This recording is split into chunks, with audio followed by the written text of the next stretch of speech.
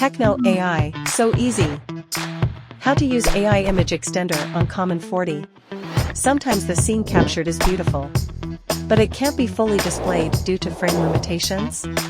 Don't worry, with just a few steps, AI image extender can make your photo more complete and detailed. First, open the AI gallery and select the photo you want to expand. Next, click Edit, select the colored star on the far left, and choose the AI image extender function.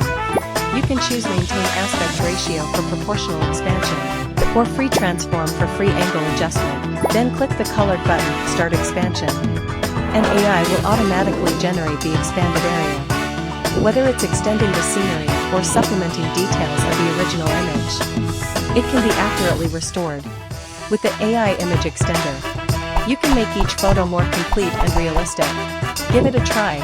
TECNO AI, so easy.